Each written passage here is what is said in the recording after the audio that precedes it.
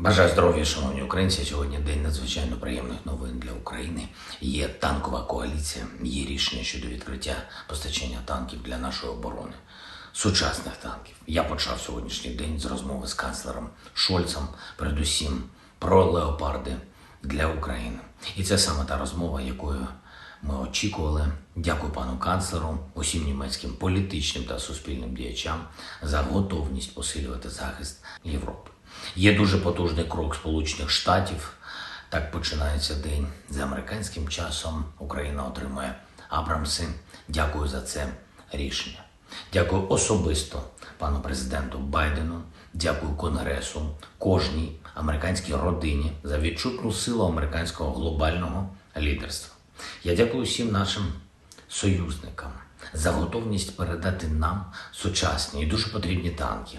Все це доводить найважливіший факт для світу зараз. Факт, що свобода тільки міцніше. І те, як об'єднано ми всі працюємо для посилення свободи, для захисту України і Європи. Це історичне досягнення лідерів, які і працюють зараз. Ключове тепер швидкість та обсяг. Швидкість тренування наших військових, швидкість постачання танків в Україну, обсяг танкової підтримки.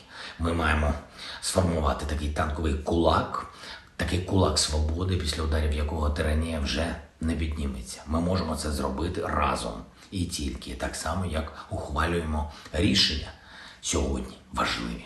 Дуже важливо, що є прогрес і по інших аспектах нашої оборонної співпраці. Я говорив сьогодні з генсеком НАТО Єнсом Столтенбергом. Маємо відкрити постачання також далекобійних ракет для України.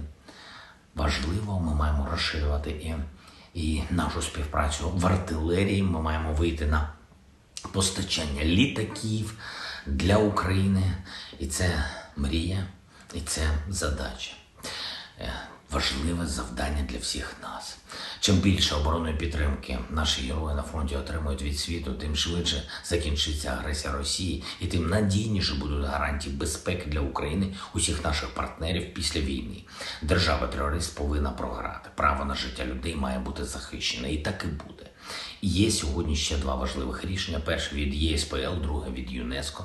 Європейський суд з прав людини оголосив своє рішення про прийнятність справи щодо захоплення Росією території Сходу України в 2014 році і щодо масштабного порушення окупантами прав людини. Це поки проміжне юридичне рішення, але завдяки цьому рішенню ми стали ближчими до того дня, коли Росія буде притягнута до відповідальності за агресію, і так само масштабна з юридичної точки зору, як масштабно Росія вклалася у це зло. ЮНЕСКО внесла історичний центр Одеси до списку всесвітньої спадщини, причому до списку всесвітньої спадщини під загрозою через розв'язану Росією війну. Цей міжнародний крок допоможе нам захищати нашу Одесу. Україна і світ дають захист. Росія не здатна дати нічого, окрім терору і ударів. І це факт. Зустрівся сьогодні з Верховним комісаром ООН у справах біженців. Розмова була передусім про наших людей, яких окупанти силою депортували в Росію. Це і дорослі, і це і наші діточки. Світу потрібен глобальний механізм впливу у таких ситуаціях. Потрібен механізм, щоб захищати і повертати таких людей, щоб притягти до відповідальності усіх, хто винен у депортаціях. Впевнений, що інституції ООН можуть проявити своє лідерство у вирішенні цього питання. Хочу сьогодні відзначити наші підрозділи, які продовжують стримувати атаки окупанта на Донеччині, саме там, де Росія постійно намагається зламати нашу оборону, десятки ворожих атак щоденно, і як мінімум сотні прикладів героїзму наших воїнів щоденно. Дякую бійцям 110-ї окремої механізованої бригади, 79-ї окремої десантно-штурмової бригади, 35-ї окремої бригади морської піхоти і 55-ї окремої артилерійської бригади. Дякую, воїни, за вашу стійкість, за вашу сміливість, які надихають світ на більшу допомогу Україні. Ще одне.